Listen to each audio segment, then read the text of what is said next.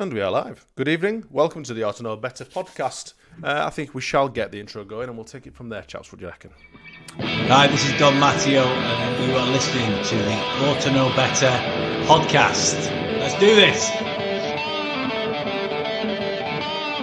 Leeds are shit. We're recording, you know. Oh, shit. We had a good start. I don't think we've got the personnel. You can fucking laugh all you want, you absolute bellend. I think about things. That's why you lot are idiots. A melted version of a dick that's been shrink wrapped. The absolute elite shithousery of this. I think about things. That's why you lot are an idiot. Welcome along this evening to Ought to Know Better Season 5, Episode 10. I'm Smarty, your host for tonight. I'm joined by the wonderful bearded ponytail sporting legend that is Jay Kouyate. How are you, mate? I'm all right, mate. I'm all right by my standards. You know, still alive, and I'm here on time for a change. So there don't seem to be an ironing board or an iron behind you. Is it? There is an iron. There is an iron. There is a tent, though. By the looks of it. Well, that's the old green screen. There's nowhere to put the sodding thread. Okay. He's gonna get someone in a green screen like ghost suit to come in and hand him a cup of tea during the pod or something. That's a great idea. Gilly, how are you, mate? Are you well? Could be worse. Could be worse. Yeah, standard sort of Standing reply. well happy. Yeah, it's been an international break, lads, so it's not been the greatest of a couple of weeks, has it? However, we do have some breaking news, of course. Little Tommy Tuchel has taken over the England job. What are your thoughts about that one, then? Either of you. Doesn't matter who. I was going to did you watch any of the internationals, firstly? Not a bit. None of it. Gilly? Did you watch any of the internationals? No, none of it at all. The friendlies are bullshit. International football is bullshit anyway, unless it's a major tournament, but friendlies doubly so. Correct.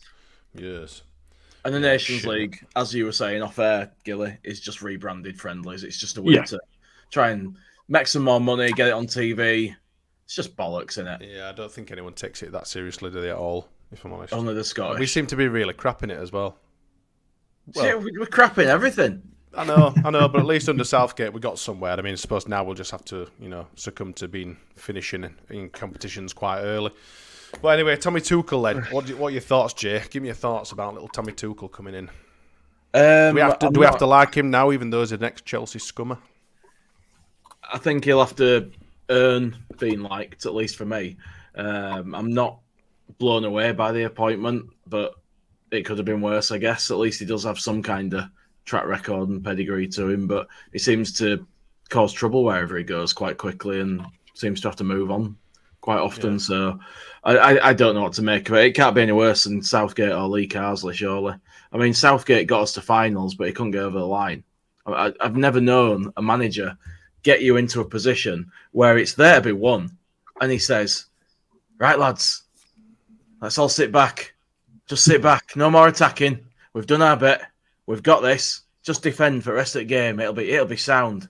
And what happens? You concede. You lose games. Bullshit. Yeah, I just hope that it's better than that. Again under him. I would rather go out of a competition early than have that hope of getting to a bloody final and fluffing it again, to be honest with you. I don't think I could take much more of that.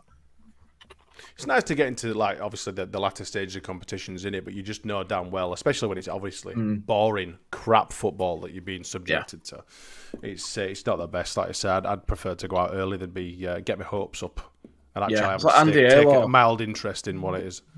Another defensive England manager, he says. That's the worry. I don't really want that. We've got the best wealth of attacking talent we've ever had.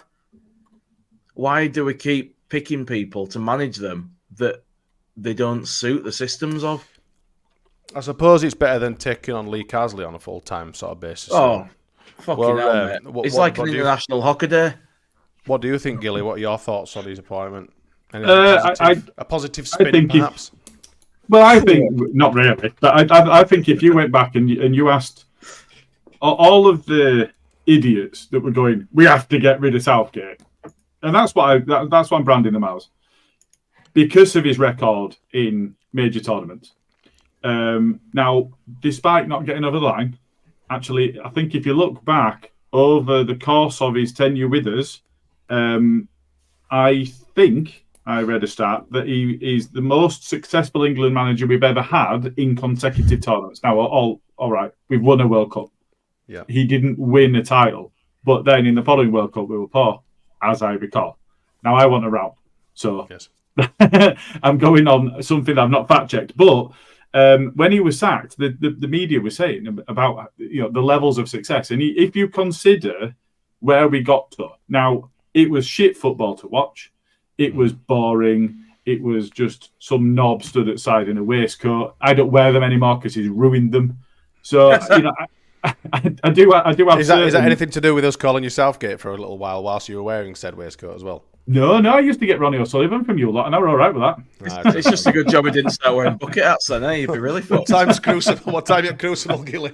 Fuck off. I have to wear it for my job. Yeah. So, I think there's, given his record, not the brand of football. It wasn't enjoyable to watch at all.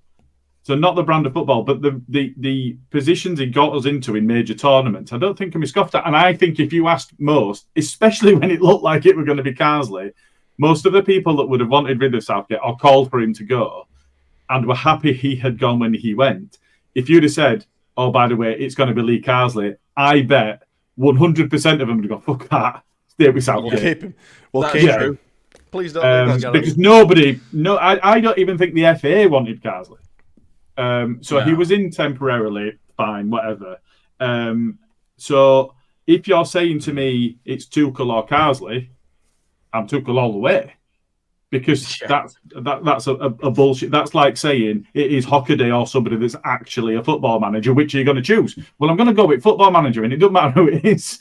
On what level? There is no choice. So we are in a better position now that we've got Tuchel in, because before him we had Carsley. But this is still not the position I wanted this to be. No. Are we in danger of being like Arsenal fans when they couldn't wait to get rid of Arsene Wenger because they only got top 4 every season? Well, I didn't want rid of Southgate, really, because I thought that what he were doing was he were keeping the FA quiet. He wasn't causing any major issues like Big Sam taking bungs under the table or whatever he did, supposedly, allegedly, all of those sorts of things. He wasn't bringing the FA into disrepute at any point. He was somebody that you could look at and go, actually, do you know what? He's a good guy. And I think most people would agree with that. Even if you didn't want him as a manager, nobody's going, well, he's an absolute knobhead, other than Bryn, who just hates everybody. At least he did prove that nice guys don't finish last, they finish second, usually. Speaking of said Johnson, Bryn Johnson says, Tuchel, big upgrade on Southgate, but going by his track record of kicking up a storm after 18 months, he won't be in there for the next Euros, which is probably possibly quite true. However, he's not done an international, and they'll only get him briefly, won't they?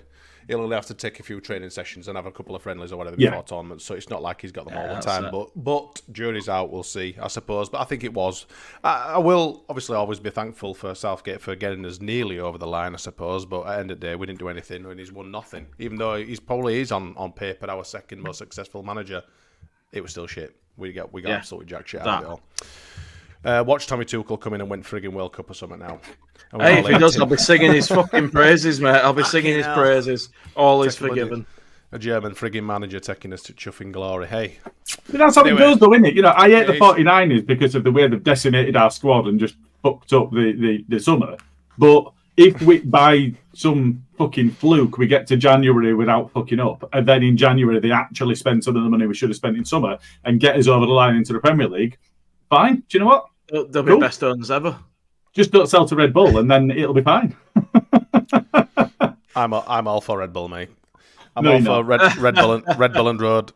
No, Red Bulls everywhere, little Red Bulls. I might dress up as a Red Bull for Halloween. Jesus Christ. I hope somebody thinks you're a pinata and attacks you with a big stick. Quite possibly. Gilly would do anyway if I go anywhere near him. What are you doing? Get off me. It's only a joke. He'd be dressed up as bloody Negan from Walking Dead and blasting me on the head with a plastic Lucille or something. But Ronnie O'Sullivan choking me out with his waistcoat. Right, moving on then, because I don't really want to spend too much time talking about it because I hate international football with a passion. Club over country every single time for me. So we'll move swiftly on. A bit of Kouyate news then. Apparently he was in and has been in and around Thorpe Arch for a few days prior to the weekend with a view to signing at the weekend. However, rumour has it that he's been haggling for a little bit more money because of the greedy swine. Just like our friend Amiri was in the weeks preceding his signature last season, or this is the season before now, I suppose. And he's been obviously, Amiri, I mean, he got turfed out and dropped off in middle of Leeds and told him to get his own frigging way back to wherever he came from. I love that. That's one of the best things the club's ever done. Honestly, so I don't know why the Kouyate deal is dragging it along, or why an agent who was employed to look after the best interests of said player has tried to do that again to a club that's got I suppose, a history of telling players to jog right on when they're after a bit more cash. That said, so yeah. What are your thoughts around this deal? Is it something that you'd still be interested in, chaps, or is it something that you think we probably well avoided, Gilly? Absolutely desperate for somebody. Just get somebody. So, is it Kouyate? I'd be happy for him to come in. Click apparently is now out of contract. Go get him. I don't care. We need some warm bodies in the squad. We just need speaking to other targets. It's not a done deal, etc. Well, obviously, it's not a done deal. Someone reported on Sunday that it was supposedly. I think Adam Popey was saying that. I don't know if you listened to the "Don't Go to Bed Just Yet" podcast, but he was saying on there. He updated. It's a pretty good podcast, to be fair. If you haven't watched it, listen to it, should I say? Yeah, he was giving a few updates and stuff. And apparently, on Sunday, it was inevitable in 48 hours, and obviously. That's 48 hours is gone now, so it's looking like it's probably not likely to go ahead. So, like you say, maybe a Click deal can be sorted, or maybe some other targets. But yeah, it stinks to me if a player's got the wrong attitude, and at the end of the day, Fark's got the decisive sort of decision. Then he's not gonna rub him up too well. What do you reckon, Jay? Do you think Fark's going to be happy with all this shit that's going on? See, I saw something saying that it were more Farke has to decide whether he can prove his fitness or not, rather than it were over money. I've also heard that you don't know which one's true. No, you don't. Obviously, if he is haggling, that's probably going to make the manager wonder whether he's the right character for the club. Because what else have you got on, mate? You know what I mean? You're getting offered a chance to play for Leeds United and get paid, no doubt, a decent whack of money either way. You've got nothing else going on. Leeds United isn't necessarily a big pull anymore, though, is it? Just because it's just a name. You can say that. Forest last season, and it's one of them. So I'm given the fact that most of these players haven't seen or aren't aware of Leeds in the Premier League and being in the big time anymore. Most of them just consider as a second tier sort of club. I don't think we've got that much of a good pull. They may well do so, but when you're looking at who's available for him. Clubs that are lining up for him. It's not like there's a big queue, and we are a name regardless of what you think. It's a nice thing to have on your CV as a player at the end. You know what I mean? He's a Premier League footballer, though. Yeah, he is, but he's 34 years old as well, and there's nobody else coming in. So I'm a little concerned on the age point, but if he's fit and he can still do it, and we only really need to flog the shit out of him for 3 months, really, ideally. Yeah, and it's mid-October. Any professional footballer worth their salt is going to be up to speed within 3 or 4 weeks. Yeah, because he's going to be keeping fit. He won't be match fit, but he's going to be fit. Yeah. It shouldn't take him that long. He's been doing it all his life. He should be able to get there pretty quickly, as long as there's no issues. I mean, long and short of it is, like Bryn says, he's unemployed and can get a moderate wage better than Sweet FA. That's absolutely true. It is better than what he's on. However, attitudes speak louder than a lot of stuff. And to me, if he's haggling over the small things, anything's better than nothing. So to try and push your luck and get some probably I don't know if it's mega bucks. I don't know. But yeah, that's kind of a poor attitude to have for me. I'm not really bothered either way. Sorry. No, you're fine. I'm not really bothered either way. He don't give me the fizz or anything, doesn't Kouyate? So I'm not that bothered. Like you say, he's an aging player. I'm not saying he's over the rainbow bridge or anything. He's not dead like Luke Ayling was 3 years ago, according to Cal.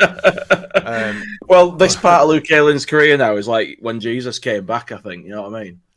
He's not Asian, though. Yeah. He's Senegalese. The second coming of Luke Ayling. He's captain of their team now. Was he? They made him captain, yeah. Fucking hell. Just goes to show. I said it time. Yeah. I don't think we've upgraded. Well, that's another conversation, isn't it? On Kouyate, though, it's like there's always the possibility that he's close to signing, but maybe he's got a sniff or he's hoping a bottom-end Premier League team might still make a move if they see that he's about to sign somewhere, so he may be delaying a little. I don't necessarily massively hold that against him, but I don't like it if it's the case. But we don't know, do we? We don't. We just don't know. We're going to have to wait and see. I think if any deal's going to be done, it's going to be done by tomorrow because they're going to want him registered and in, aren't they? Yeah, but like you said, I don't know if there's a specific time scale for players that are out of contract that you can take on. I'm not sure. I don't know. Well, they've still got to be registered in time for the game. No, obviously. But I think we'll be all right up to Sheffield United as long as, touch wood, doodly-dee, that none of our other players get injured, because then we will be up shit creek. Or suspended. Or suspended. And we've got a couple on four, haven't we? That's the problem. I was just going to say, that's the problem. Yeah. Is it Bogle and Firpo and Rodon all on four? Rodon. Yeah, I believe so. We'd be really screwed if Rodon got suspended. Fine. It's fine. Realistically, all three of them could get booked in next game. They could. They would be having the right time. It'd be like the Arsenal game. It'd be like the Arsenal game again when we had no players and we put a team out anyway, and we all just turned up and had a good laugh because we knew we were going to get destroyed and we didn't care. that was one of the best days, one of the best games I've ever been to, you know. At least Carl Darlow might get an appearance. Yeah, it was mad. What, at right back? At left back. At least Bryn will be happy then, won't he, if Darlow gets an appearance. As long as he sees him, I think he'll be happy, will Bryn? Oh, there's Cal. There's Cal. Look, he's over there.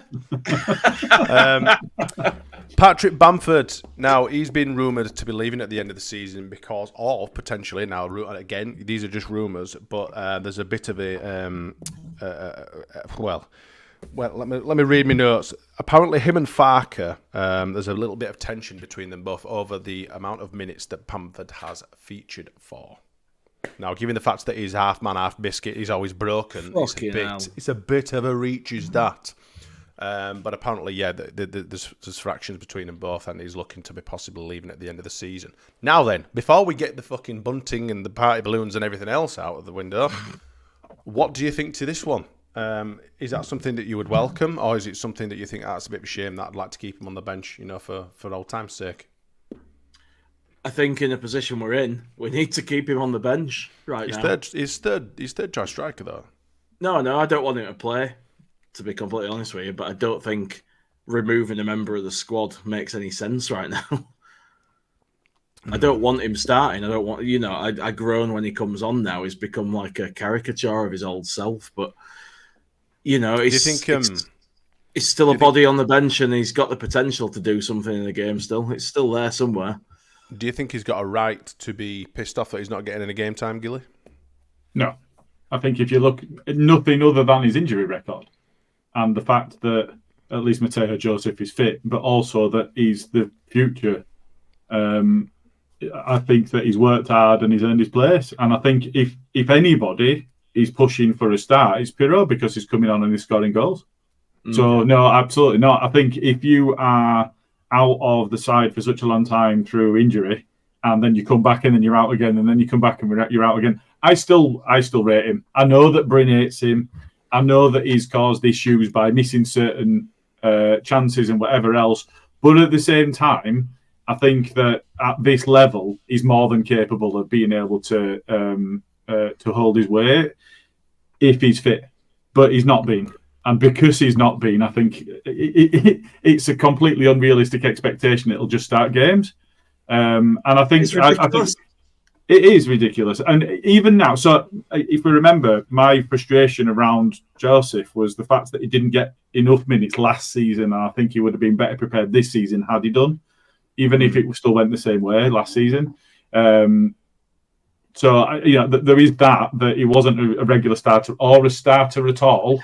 From a perspective of last season, but he's made it clear that he's his 9, and Pirro's coming in and scoring goals. Bamford's waiting your chance. There's no other expectation that you can have as a player other than waiting your chance. That guy has been given more chances than he ever deserved by this club, and he's let us down numerous times. He's scored important goals. Don't get me wrong, both ends of the scale, but at this point in his career, like Gilly says, when you've been out that long, you're not you're not a central part of the team anymore. You are a fringe player. And if you want to change that, you've got to do that yourself. You've got to take your chance when you get it. You can't be sat there pissing and moaning because there's some young kid who's getting played now. Well, the fact that he looks far more lively than you do, more likely to do something, and is someone we can start to build a team around, that all goes against you. And then you got Pirro coming on, as Gilly says, scoring goals when he does come on. Well, how do you argue that you deserve to be ahead of those guys? How? Let's just take this with a little pinch of salt because this is only rumour talk. Do you know what I mean? Do you think Bryn started this? Proposed. Well, I'm not sure. I'm sure someone has done because there's a lot of Bamford hate out there. You don't have to look far. But yeah, we've got to look at it with take it with a little pinch of salt. He has on his day been a great asset to the team. And like you say, we all praised Joseph or whatever for doing the correct runs, and that is his strongest part of his game. It's a shame that he's been injured for so long, and it's a shame that he's Oh yeah, you crack on, Joe. Yeah, bring all the stats if you like. Joe's in the comments said, "Is this another channel where I'll get banned if I give good Bamford numbers?" No, you crack on, mate. We are not stats nonsense though, so we'll take the piss if all it is stats nonsense. Yeah. There's a good chance. But yeah, he's been a strong asset for the team, and it's a shame that we've not really seen the best of him over the last few seasons. It's a shame that we didn't see anything else from him other than that wonderful season he had in the Premier League. It's a shame that he didn't build on that, that he has been so injury prone. But I think it probably is the right time for him to go, especially like you say, if there is sort of issues with the management. I mean, you're only going to piss your manager off once, and that's it. You're going to be shutting the door, aren't you? So, but I think he just needs to keep his head down. Not make too much noise about it. If it is true that he is obviously looking to leave or whatever because of the issues that he's having with Farke, then he just needs to keep his head down and keep his powder dry, sort of thing. Look at that, a stat from Joe there. Joe Blackburn is in the comments again saying, cracking, in his first 14 starts last season, we didn't lose once from January to April. Well, there you are. Well, it's obvious. There's a little bit of commentary there, though. There is a little bit of commentary to add there. We also took Strike out of the team. So, How many goals were scored in these? Is that during the wonderful run that we had with Road? Best run in 96 years because we dropped Strike and brought in Bamford. That's the whole reason, yeah. Have you got any strike stats, Joe? Actually, you could just do the same thing there. Of we dropped Strike out of the team and we didn't lose once in 14 games. Yeah. Bryn says how you manipulate these. They want him. You've taken it away now. Cheers, mate. Sorry. Bryn says, "Oh God, you're killing me." Just right. Princess, no, not me, Jay. I just think it was from that podcast he does with that homeless bloke. Yeah, that's it. I think out of 10 cats and that, ain't he? Oh, that guy. I know exactly what you mean now without even having to tell me further. Yeah.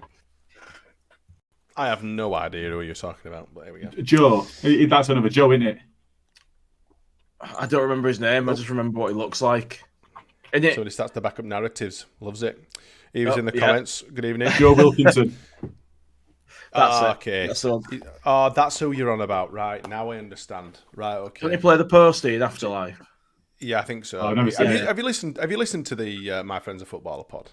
I have before, but not recently. It is quite insightful, to be fair. It is quite interesting. I mean, even if you take the whole, the Leeds narrative out of it and just look at it from a footballing perspective, it is quite good. I mean, you obviously goes on to talk about life as a footballer, the ins and outs and stuff.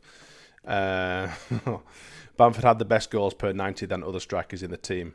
He did. The only person in front of him was Jimmy. In terms of goals per 90 minutes. The only person in front of him was Jimmy. What point? All last season. It's not relevant till. Oh, last season. Okay. I just needed some context. Oh, right. Yeah. All last season, he was the most effective striker in terms of goals scored and minutes played.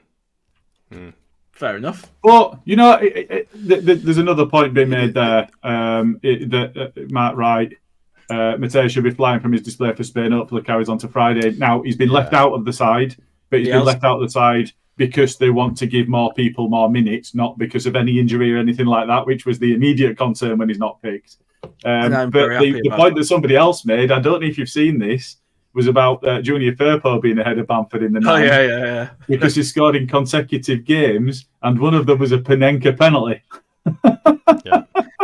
lad's just gone nuts, hasn't he? He's just gone like, let's say, okay.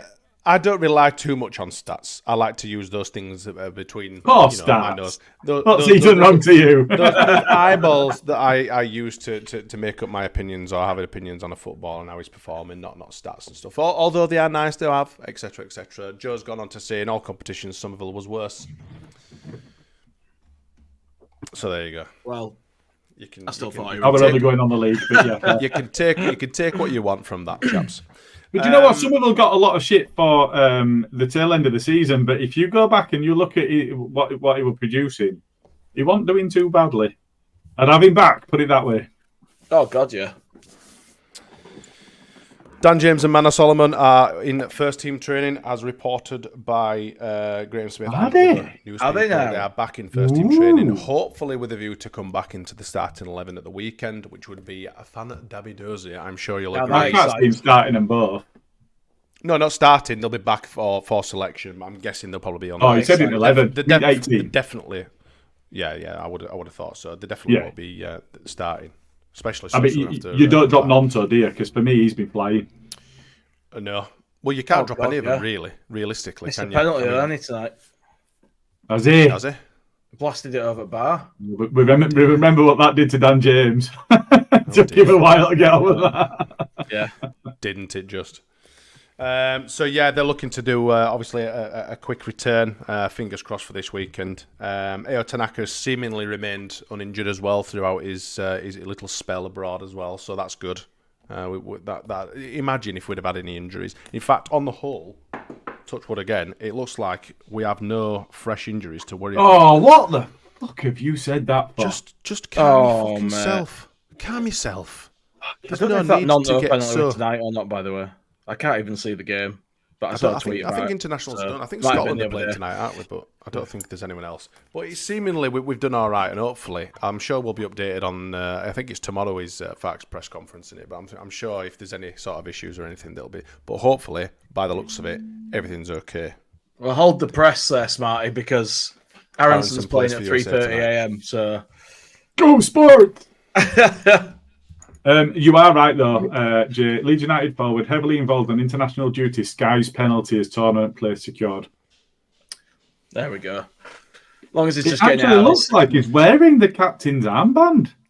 Really? That must be under 21s then. Yeah, he's under 21s. Yeah, he's not playing for adult. For adults team. He's not playing for the main team. He's only playing. It's not playing with men. Yeah, he's not playing for the real team. Under 21s don't count. Slapping reserves. Who else? Let's have a look. Oh, have you seen Junior Firpo's Panenka penalty, by the way? Yeah. I haven't actually seen it. I mean, it is like the equivalent of playing against the Sunday League Pine P sort of teams sort of level for him. However, you've still got to do it, haven't you? You've still got to tuck it away. And magnificent. Strike missed his last penalty, and we're struggling for penalty takers. Does Firpo get the next one? Oh, imagine. I mean, Pirot's your penalty taker if he's on the pitch, isn't he? But if Pirot's not on the pitch and Firpo is. Oh, I don't know whether he's out there in the ether or not, like a bat signal as soon as you start talking about Italy. But here he is, the plastic Italian.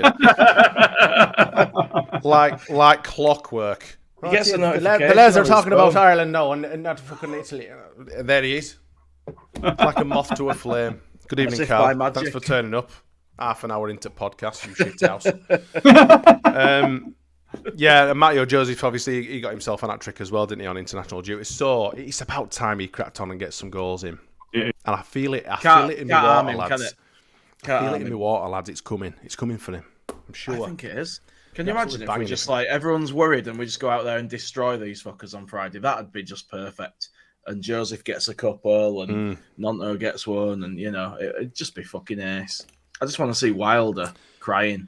I want to see that fucking ham sandwich face doing that fucking that fucking arsehole. I want to see him frowning away like a fucking knobhead, crying into his fucking cornflakes on the sideline. Oh, look, he's giving me shit in the comments as well. Look, listen here, 8-head. Been here, as in here, the whole time. Learn to spell, you illiterate swine. Oh, you're getting called a gammon there, though. We'll love you, gammon. Ed. No, I think he's talking about your mate. Oh, right, yeah. Wilder. I think he's talking about Wilder. Couldn't think of his chuffing name then. I think why do we hate Wilder so much, Jay? Because he hates us. He's a Leeds hating bastard. I know, He but just most moans people and are. complains about us. And Most he's, people are Leeds hating bastards. So we can't really take But that. they also got promoted in front of us as well, didn't they? So there's a bit of extra needle to that. And he's such Did a he call us those miserable idiots bastard. from Leeds? He Idiots did. from Leeds or something. Muppets from Leeds. Thank you. Muppets, yeah. He's a wanker. Is he a D-dar as well? Is he an actual I D-dar? know. Boogle has scored. Boogle? Boogle? That's what he says. Give it a Bogle. Is that a beagle? That's a beagle, not Boogle. Boogles and beagles and bogles. Coming to haunt Chris Wilder and his little gammon face on touchline on Friday. That's right. That's what we want.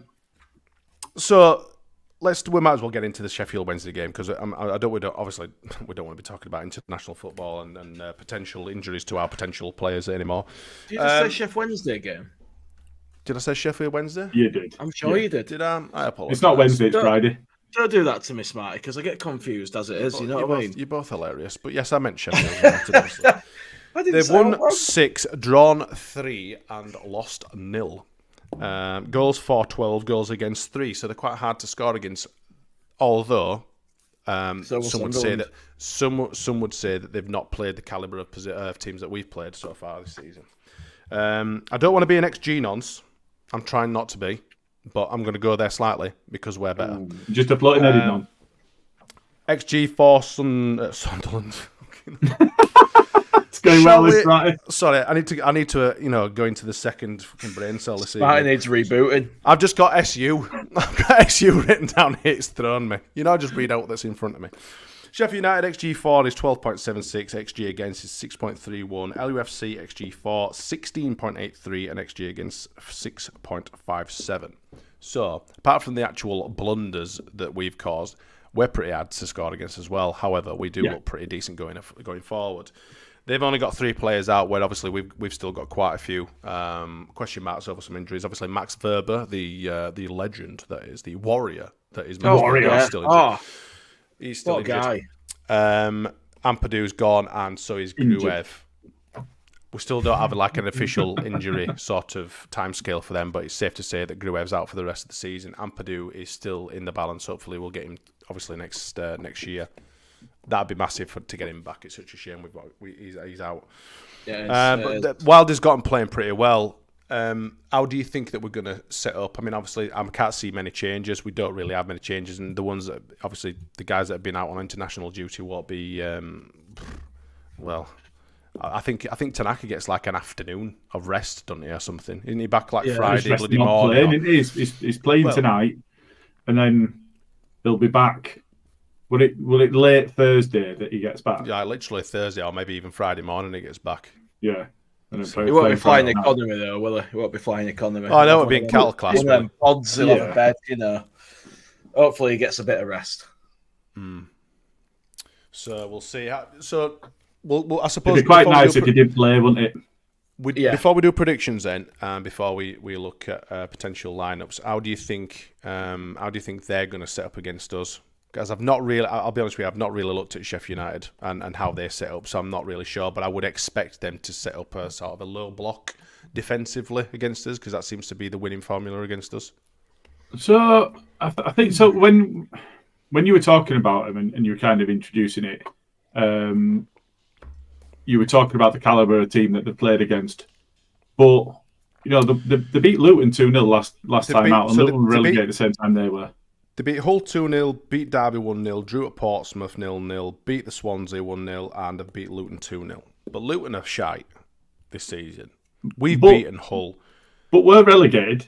They were a Premier League team last season. Now, all right, they were shit in the Premier League, but they were a Premier League team last season, as were Sheffield United. So you would expect them. So when you're saying calibre, if you're ruling Luton out as somebody that's going to be in and around the playoffs and is the calibre of the side that we're going to be playing against, all we're saying is sort of calibre as in the sort of the top 6, maybe top 10 even goes far to say. I mean, you don't think Luton are going to be in that?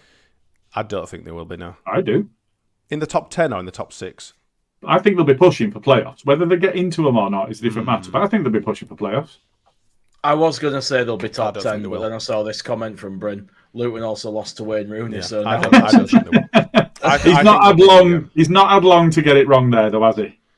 that's true. It started takes out time really to poorly. inflict that level of ineptitude. He started on out people. absolutely shite at Plymouth, didn't he? And he seems to have got his arse in gear as fat lad.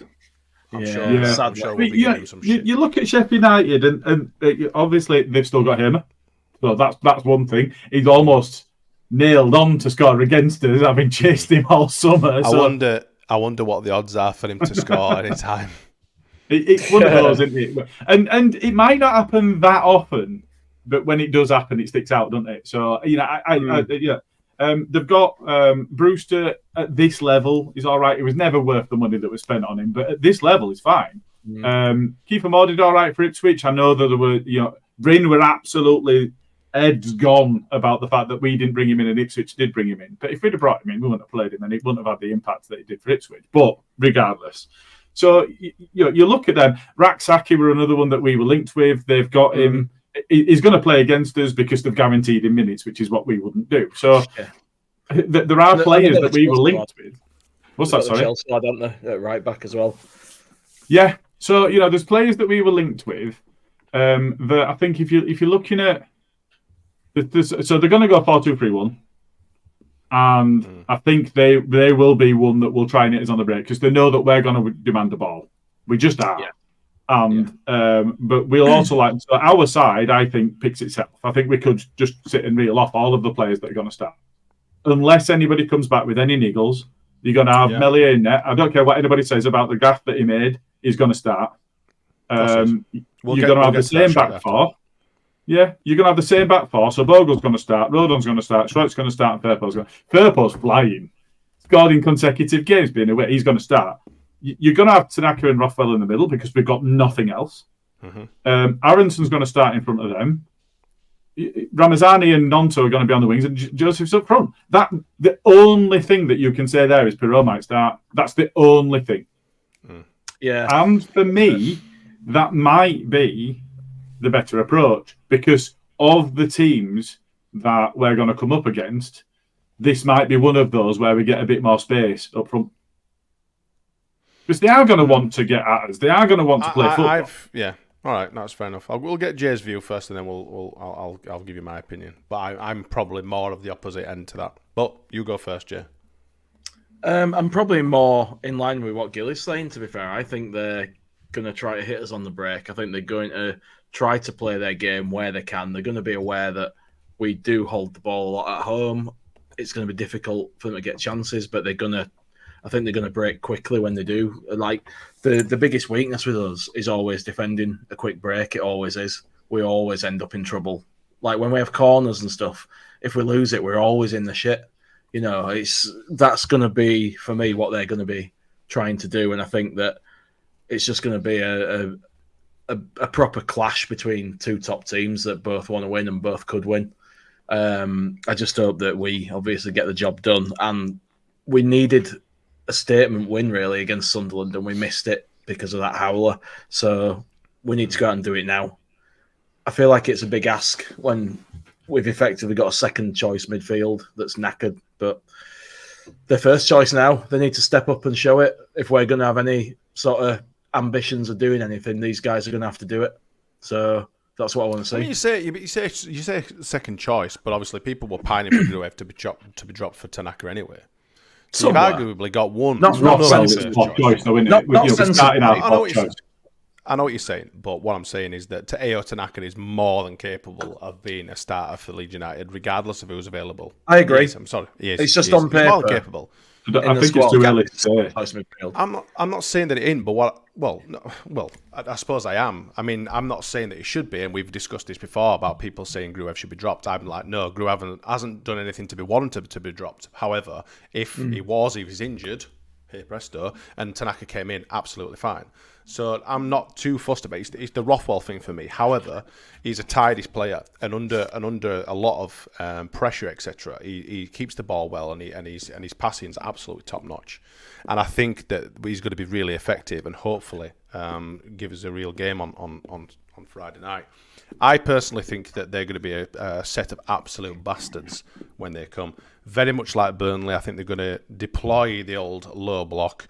They're going to pull us and push us, and all the old dirty tricks will be out. There'll be time wasting. They'll be falling on the floor. They'll be fouling us. Absolutely. It's going to be a nasty. It's going to be a nasty. I agree with that.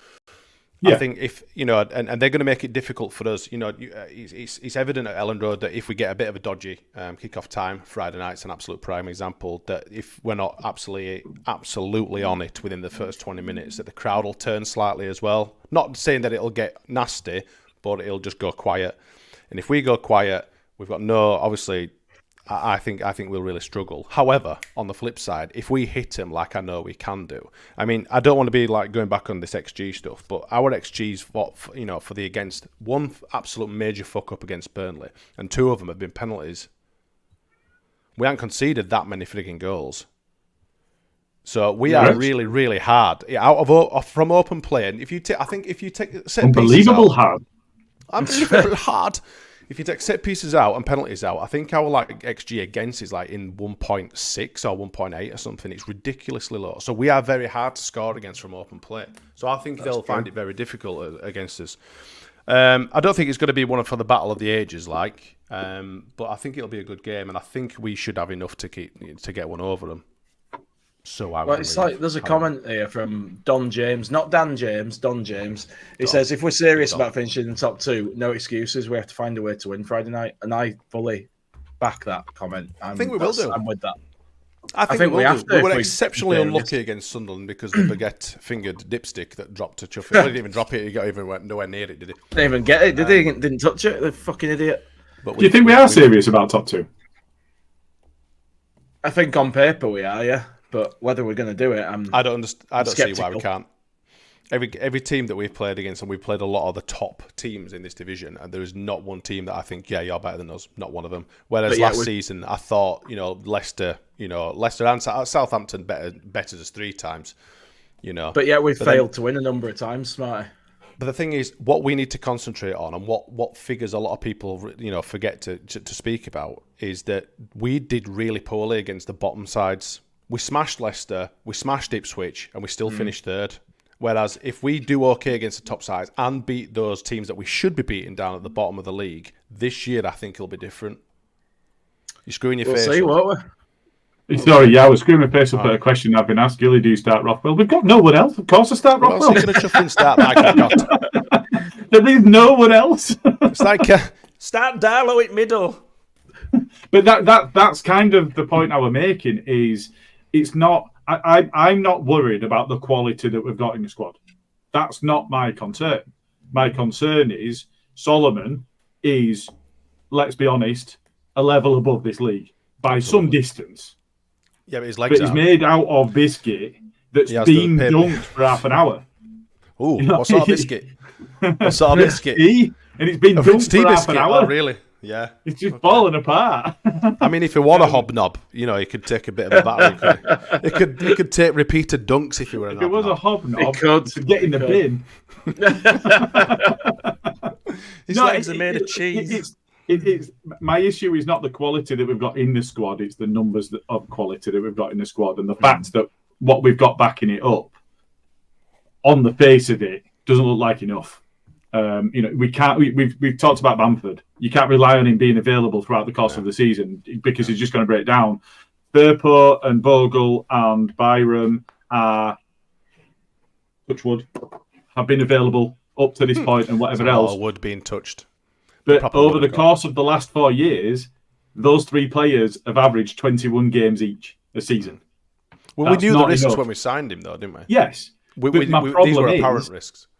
Yeah, but and like we brought in Schmidt, who's injured, but we brought him in his cover. Is he injured?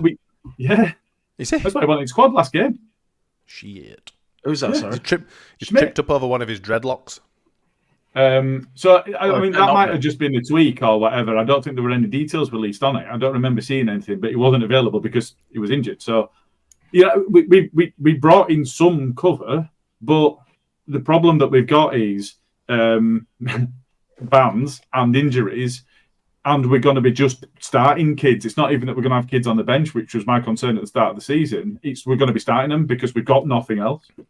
Schmidt came on that's a point. Danny talks sport. I thought we'd seen Schmidt in the last game as well. Maybe it was a game before they were injured for, and it was just a tweak. Is it just a little niggle? Is it? Let me just have a gander. Scooby thinks he's just had a slight pull or a strain, though. And that's what I was saying. I don't think there were any major information released about it. So maybe it was Norwich you want there for. Who knows? But yeah, hopefully he's. He won't on bench. I've got it in front of me now. He won't on bench for Norwich, so maybe that's what we're thinking of.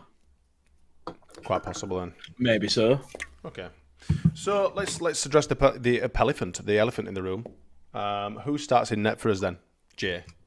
I'm coming to there's nobody else. It's got to be Melee, hasn't it? Because the other two are not as good. Even if he's screwing up, he's still better than they are. That's the sad truth of what we've got. So yeah. I can hear the faint tippy tap of someone's Android/iPhone blazing. The heat generated. I can feel it from here. I can. I'm sure we'll be subjected to in the comments very shortly. Gilly, I think he's an iPhone, isn't he? You know about Braid? Yes. No, he's an Android nonce. Is he an Android noncer? Is he? Android for the win. Yeah. I can't speak. Are you sure? Yeah. What a loser. What a loser.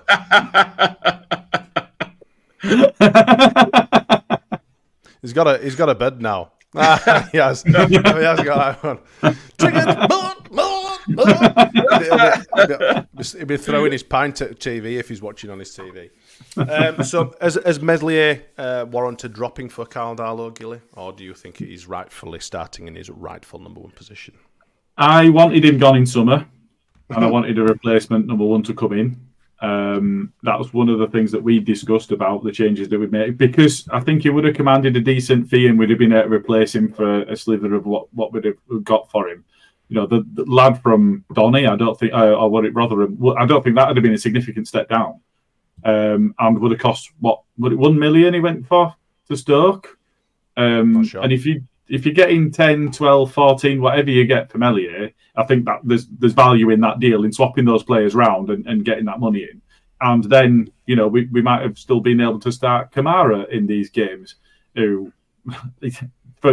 all right, didn't score goals, didn't move forward enough and all of those sorts of things, but he didn't give the ball away much. And he was a tidy passer. And actually, that's what we're looking for Rothwell. He's better than Rothwell for everything other than dead balls. So, not wanting to get into all of that. But he did well against England as well, actually. We're pretty tidy. Yeah, I've got to. Decent player. I've got to give a special shout out to Bryn actually for one of him that said about Darlow getting a clean sheet for Wales, and they didn't have any shots on target against them. Yeah, someone applied that logic to Meslier as well. That the only reason why he's doing so well is because he doesn't hardly see anything. It's probably true. We've got the lowest XG in the league. We should be conceding two goals. Yeah. I genuinely don't see enough in either. I mean, Cairns is a joke. Cairns is in for the homegrown numbers and nothing else. He's here for a free ride. He's just a body, isn't he? Yeah, and Darlow is. I don't see him being better than Meslier. And now I wanted Meslier replaced, and I still don't think that Darlow's good enough to replace him. I think Meslier is going to start every game he's available for this season. Absolutely, I agree. Yeah, someone's getting punched in Bryn's house. I can tell. I can just tell. Southey's got a point here, though. He says Meslier had a massive cock up on the back of a great game. He's got to live with that. The fans will never live it down for miss out on 1 point promotion. Can you imagine? The shit the shit Patrick Bamford got? It's going to be worse than that if we miss out by a point. Whoa.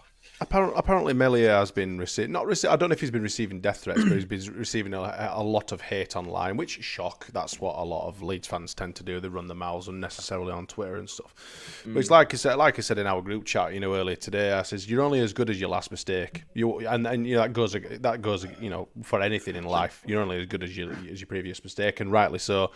You're saying that he had such a good game, before that absolute blunder. He did. He was coming forward. He was catching ball. I think I said into one of our conversations. He was playing really well. Melior's caught a ball, for Christ's sake. Yeah.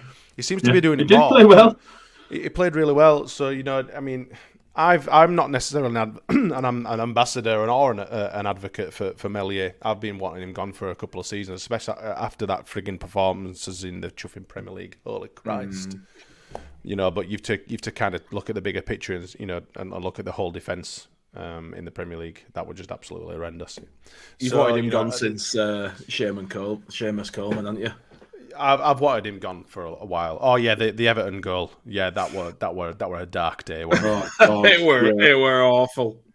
Yeah, I bet he still has nightmares about that. Here he is. I told you, he's warming up now. I can just feel it. He's getting going now. He's had a drink. He'll be spewing, sat there at home with his bottle of Ribena. So I think you'll be just too much anyway. I think you'll be hard pushed to find a bigger advocate for Meslier and Bamford deep inside. He just don't want to show it. Than Bryn. Yeah, me. I'd have personally paid for the transfers of them two myself. If I could. Oh God. So yeah, I think so. We'll do some predictions and stuff like that. So whoever's first in the comments gets the fans' prediction for us. I think we'll come to you, Jay, for your prediction first. Actually, who's higher out of you two? I think Gilly is. I'm near the bottom at the moment. I'm top of the league, so you're not lower than me. That's and you're definitely not lower than Smarty. I'm right at the bottom. So, Gilly, give us a prediction, please, for Sheffield United game. I think it's going to be 2-1 to Leeds. I don't need to mark these down because you're here. You can automatically enter them into your little spreadsheet, can't you? We're there. We're all right. The Excel boys here. Top Banana has won the fans' prediction. He's going 3-0 Leeds. Easy win, he says. Wow. It's also called, he said, at church. Okay. We've got a couple of 1-1s. We've got 3-2. Oh, the Pod Dodger is in the house. Oh, Pod Dodger said 3-2. 3-2 Leeds. 3.2. 3.2 Leeds. That's what he wants.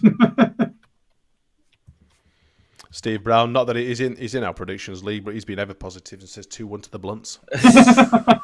Shit. I like Bryn's prediction. Bryn's prediction: 1-0 Leeds if Darlow starts, 1-0 Sheffield United if Meslier starts. Bryn, you need to make a decision on that. I'm not putting both down. well, he's already said 1-0 Sheffield United if Meslier starts, and Meslier will be starting. So there you go. 1-0 Sheffield United. There you go. That's Bryn's prediction. It'll be kicking off now, and I don't care. Jay, have you got your prediction yet? I haven't yet. Fuck it. I'm going to go 4-2 Leeds. It's going to be a barnstormer. 4-2? I think you're mad. Have you seen the XG that these two sides? No, it's too late, mate. Yeah, no, they can't. Hey. All right. You can't. All right. No changing. All right. Locked in, innit, Smarty? Locked in, mate. Fucking locked in. He's never going to allow anyone to change anything now, is he, after what you did to him? No, I've changed it to 3-1. Have you? Oh, no, Bryn. Sorry. Sorry, Bryn. Sorry, Bryn, it's locked in, pal. That's it, you're done. No, I'm changing that as well. We're still on pod. It's fine, man. We're still on pod. Yeah. All right. So I've got me 2-1, Jay 3-1, fans 3-0, Top Banana, Carl 3-2, Bryn 1-0, all lead. Smarty, where are you going? I'm going to go 2-0 Leeds. So everybody avoid 2-0 Leeds because Smarty's bomb at league. Yeah. That's only because I think I backed someone else, by default as well, obviously, because you're a bastard. And didn't give me my 5 points. Never going to let that one go. I should be mid-table, but whatever. You were 100% Cardiff for winning that game. On the pod, in the comments, in the group, 100% Cardiff. Put your house on it, Cardiff. In the comments, I said, watch Cardiff shithouse a win, which I fully expected them to do because we you don't have the best. You said put your mortgage on a Cardiff win. Exactly, because I fully expected them to do so because Cardiff's such a bad fixture for us away. However, I still said, I reckon we should win 2-1. What's my 2 goal scorers? I'm going to say Piru and Joe Rothwell screamer. I'd love from that. A free kick? Are we finally going to score from a free kick? I don't know. I think he's quite good on in open play. And Joe Rothwell loves a little screamer. So likes a crack net edge at box, doesn't he? First thing I'll do is text no Gilly. Gilly, Rothwell just scored a screamer. What are you saying? Gilly's just purposefully not celebrating. Nope, I'm not celebrating. I'll celebrate as hard as anybody else. Nope, he's shit. We shouldn't have signed him. He's shit. I'm not celebrating. Get him out of the team. Sub him. All right, happy clapper. That's what we're saying. If somebody says one of our players is shit, it makes me happy clapper. And speaking of which, I'm going to move us swiftly on to... it's in there. It's a take of the week. Hey, has got a shit tick this week, my little sparrow fact.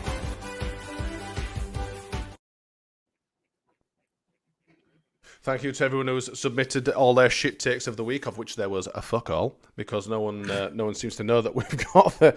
What is it that Luke created? Shit take of week? I think so, yeah. It just on the account, yeah. Is it shit take of week? So if you see anyone, if you're out there in the Leeds social media world and you see something that you would obviously see as shit take, then you need to tag shit take of week. I think one of us will be monitoring it. I don't think. In fact, it must be Luke, because I don't think any of us has got access to it. So Luke's probably monitoring it at some point. Yeah. I just thought then, I thought, actually no, none of us will do. It'll be Luke. Luke's monitoring that. So if you tag in, if you think someone's got an absolutely way out there opinion or anything that Gilly writes, tag shit take of the week. I'll give him a little wink there. I'm only joking, mate. Tag him. I do while I was checking to see if anybody tagged it with it. That's it, yeah. Obviously, it may feature on our podcast. So the first shit take of the week, submitted by... I'm not sure who submitted this. Who's this one? I have no idea where these came from. Is this you? Yeah. You can read it out then if it's yours. Yeah, so James Marshman, who is slow at the best of times, let's say, has also come up with something that didn't really have any logic or any value to the actual story, so I don't know how much to set store by it. But James Marshman says, Leeds have been one to avoid a deal to sign free agent Kouyate, despite a worrying update on Ilya Gruev's potential layoff.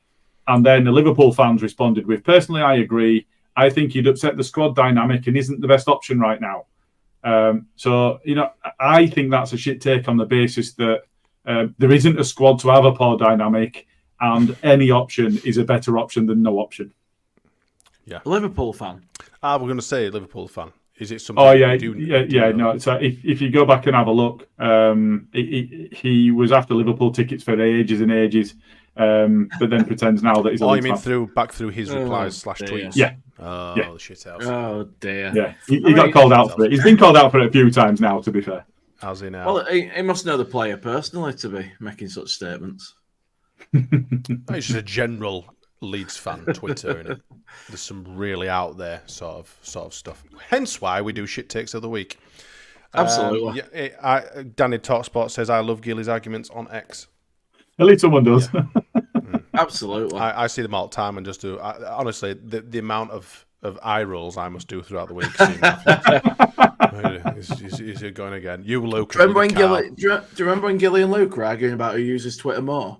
Yeah. Gilly's arguments are usually over some sort of inanimate topic like biscuits or ice creams. Or I can't believe you think obnobs are nice. He just likes to make sure. He likes to make sure people know stuff shit. Yeah. Oh yeah. Everything shit. And if I don't like it, it's shit. Exactly. Exactly. Yeah. So whoever's watching, if you'd like to go and argue with Gilly, please be my guest. Second shit take of the week is not the top 20 pod. My strongest stance is that Leeds win the league, and I think it might not even be close. Strength of contenders, numbers don't lie, but there's a hoodoo. On this week's Foot Mob, Connor Simon, N220 podcast, George Elek explains his stance with Foot Mob data and visualizations supporting the analysis. I'm guessing this is one of yours, Gilly. Yes. There we go. My strongest stance is that Leeds United win the league, and I think it might not even be close. So why is that a shit take then?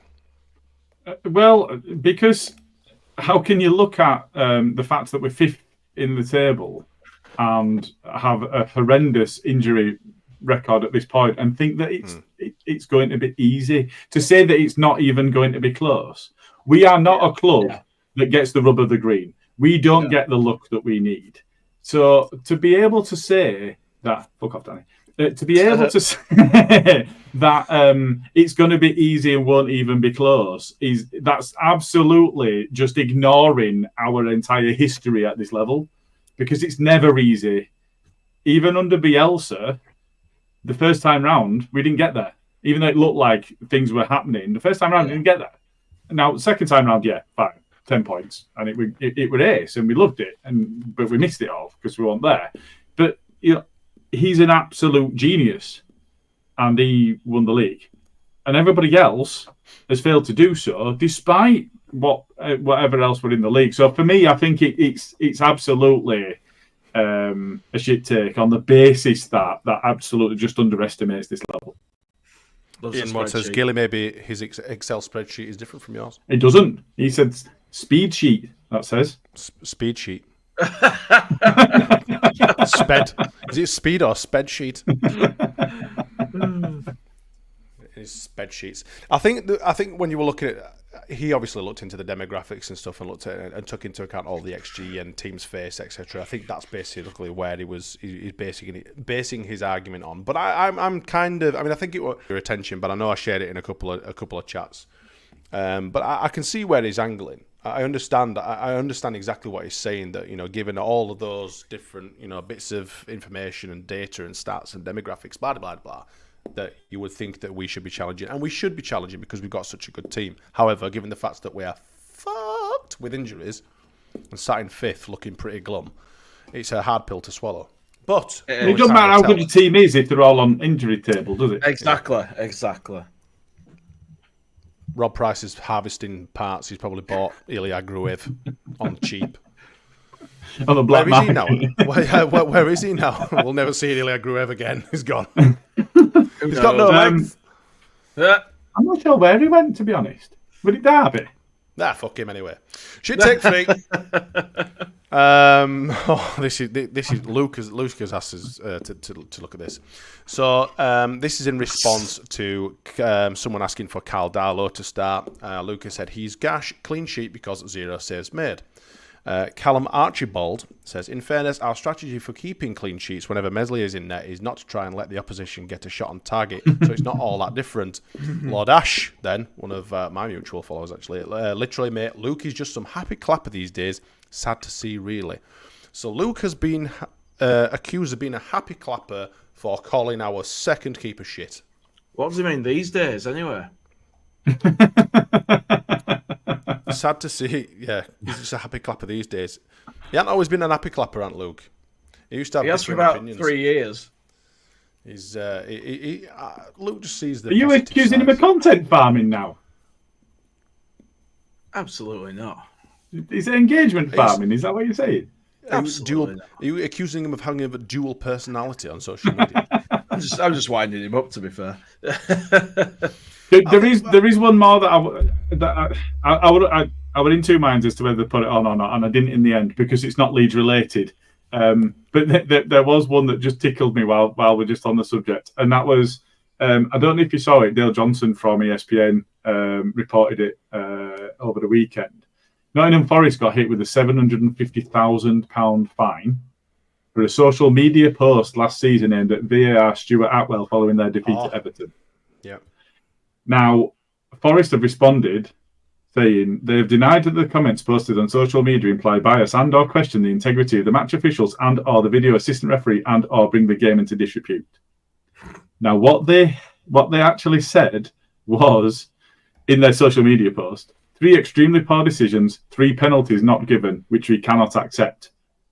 We warned the PGMO well that the VAR is a Luton fan before the game, but they didn't change him. Our patience has been tested multiple times, and FFC will now consider its options. And now they're saying, we didn't say, oh. We didn't say that. What do you mean questioning the integrity? How dare you? How dare you? Scabs. Right, so I think we should do a poll. I don't know how to do it because I'm not no technical wizard like Luke, obviously, is our self-proclaimed technical wizard. Gilly, do you know how to do the polls, or Jay, do you know? He does it on YouTube, but I'm not logged in. I know how, but I'd have to open it up. If Gilly's doing it now, we'll be starting from the same place. Are you doing it, Gilly? Yeah, I'll get one going. He's going to try. We won't have very long. Yeah, about to say, we could be over it next 5 or 10 minutes. While you can or when it's available, if you want to vote for your shit take of the week, and we'll give you a prize of F-all, because that's just how we roll. Do we have any ought to know bitters, gents? Have you got anything lined up for us, Gilly, whilst you're quickly tippy-tapping in the... Well, let me... Ought to know bitter! With Rachel Adedeji! We all look a lot slimmer there. Jesus. We've all aged. Because I'm broken and can't run anymore. I've aged from the stress. So this one, it will absolutely not surprise you in the least bit that my ought to know bitter this time is about Angus Kinnear. Really? Yeah, I don't know if you saw, but he came out and he spoke to the SAB, Sports Advisory Group, Sports Advisory Board, otherwise it'd be the SAG. And so he referred to Parag saying that he wants Leeds to be right up in terms of the profit and sustainability regulations. He wants to be right up against them on the legal side of it, but only just. And then you can see the money that we brought in and the money that we spent over the summer, and you think, well, that's a load of shit. And then Angus comes out and goes, we're so close. We're not going to be embargoed because we've not broken the rules, but we're so close that we just couldn't do anything else. And it's just absolute bullshit. No one can buy it. We sold 2 players at £40 million each. We sold Somerville at £28 million. We sold Cresswell at £4 million or whatever that was. We sold Glenn Kamara for over £8 million, and we signed the biggest sponsorship deal ever seen at this level. And parachute payments. And parachute payments. So, and that came out of what, £68 million this time? It's absolute insanity for anybody, one, to believe that it was a B+ summer, because that's just gaslighting the fan base, and 2, to think that we're going to believe him on the profit and sustainability position, given that we sold so much and spent so little. There's no chance we are anywhere close. So the minutes being published and him talking about that, it's just absolute horse shit, and nobody's going to take that. I can't see anybody swallowing that. Not even Luke's going to swallow that. You'd be surprised how many people on Twitter and the people out there who will, swallow it, because it's why would he lie to us? Of course he's going to tell us the truth. Why would he lie? Which obviously anyone with half a brain cell can see right through it and call out the bullshit. But we're not everyone, are we? So is the poll up and ready? Have we done it? Is it out there? No, because I got I got busy ranting about. Slightly distracted. Well, this is going well. If only, I've seen that Luke, obviously, he's calling us amateurs, bless him, in the thing. Oh, of course he is. Bless him. Booting. It's because he don't leave his frigging laptop. He's sat there from bloody dawn till dusk typing away on it. It's within touch. Arguing on Twitter. Yeah, I'm not having a life. There's no letters left out of the keys. Arguing with Gilly about ice creams and biscuits and other people about what socks they might be wearing. That's his life, unfortunately. So we shall go to Andy's Man Club. I don't think there's any point in doing this fucking poll, if I'm honest. We're going to be done. No, it's too late anyway, isn't it? Yeah, he's done. Just tell us in comments which shit take we're worse. Yeah, we're going to say, just get us in comments which ones you think is probably the best shit take of the week. Andy's Man Club, we do have an update. Do you want to give us the update, Gilly? Yeah, absolutely. So they've got some upcoming social events. So they've got a weekly runners group. So that's the recovery runners on Wednesday evening. So they meet at 5:45 for 6 o'clock start. Meet at 5 ways at the Recovery Academy on Westfield Road in Woodhouse. Monthly, they've got a pool night. So that is Friday 18th. So that's going to be dead quiet because everybody's going to be at Leeds game. But never mind, get yourself along if you can. That's at the Northern Snooker Centre. Yeah, so if you're not going to game, get yourself down there. So 6:30 till 8:30 at Northern Snooker Centre, Kirkstall Road. Tables 17 and 18 upstairs, free to attend. Now, the mad thing about that is 6:30 to 8:30. Me and Brendan only get 2 games in that time, so we take up one at tables for that entire period. And then the monthly walk and talk is on Sunday, the 3rd of November. That's at Pudsey Park. So they're going to meet at 11 a.m. at the AMC Pudsey venue. Which is G&H Group LS288AD. That's for a short walk followed by a coffee.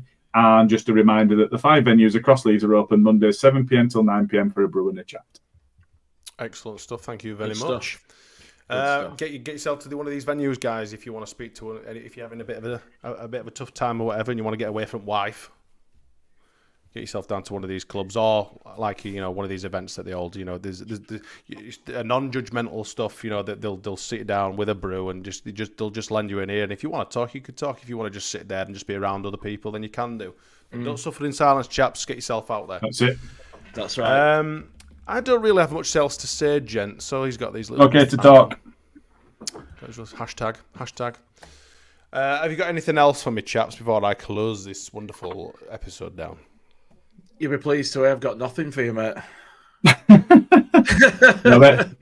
I'm all done. I'm all burnt out because you got me on Angus again. What happens if you give that little ponytail a little flick or whatever? Is any magic fairy dust come out at the back end of it? His desk just rises slightly like that.